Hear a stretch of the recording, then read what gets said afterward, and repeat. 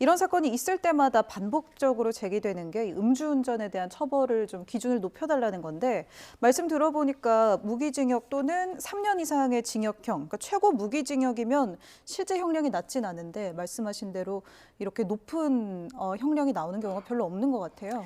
맞습니다. 지금 양형 기준상으로도 위험운전 치사죄 가중 요소 고려하더라도 4년에서 8년으로 우리 대법원 양형위원회에서 공고를 하고 있습니다.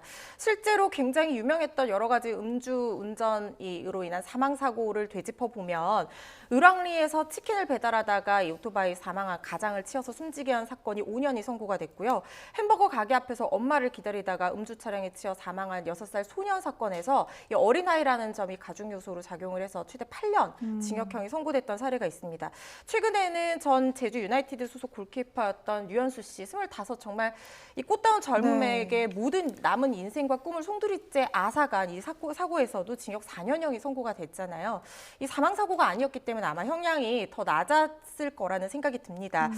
그런데 이게 처벌이 능사는 아니지만 음주운전으로 인한 사망사고의 실제 형량이 낮기 때문에 최소한 이런 범죄를 저질렀을 때의 어떤 경각심이라든가 정말 엄청난 불이익을 받는다든가 하는 것에 대해서 좀 우리가 사회가 경종을 울려야 하는 그런 측면이 있지 않냐. 그래서 형량을 좀 강화해야 한다는 목소리들이 나오고 있는데요.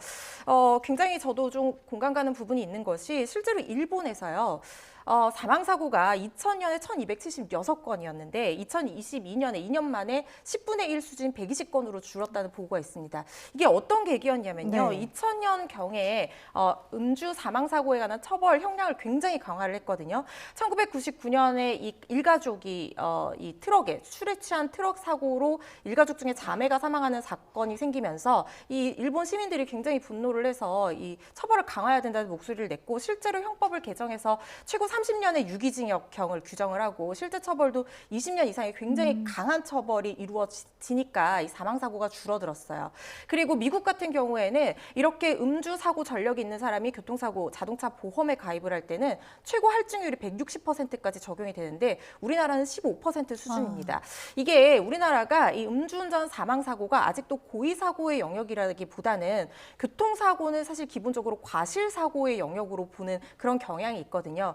그러다 보니까 실제 형량이 그렇게 높지 않은 것이 사실이고 이제까지 유사한 사건에서 이렇게 낮은 형량으로 선고가 되다 보니까 지금 유사한 사건이 발생을 했을 때 재판부에서 훨씬 강한 처벌을 내릴 만한 어떤 유인이나 어떤 형평성의 문제를 좀 생각하지 않을 수가 없는 것이죠. 그러다 보니까 실제로 처벌 수위가 낮게 나오는 경향이 있는데 우리나라에서도 음주 사망 사고를 냈을 때 정말 엄청난 그러니까 물론 처벌이 능사는 아닙니다만 형벌의 목적에는 교화뿐만 아니라 응보의 목적이라는 것도 있는 거잖아요. 그렇기 때문에 어떤 음주운전 사망사고를 냈을 때 정말 이 남은 인생을 제대로 살아가기 어려울 정도로 엄청난 처벌을 받는다라는 어떤 경각심, 그다음에 어떤 그 불이익한 어떤 벌금이라든가 아니면 이 보험료율에 대한 어떤 굉장한 불이익한 처분이라든가 이런 것들이 제도적으로 보완이 되고 이 가해자에 대한 어떤 재발 방지책을 마련을 위한 어떤 정신적인 어떤 치료라든가 약물 치료 이런 것들이 같이 이루어져야 하는 것이 아닌가 하는 생각이 듭니다. 예.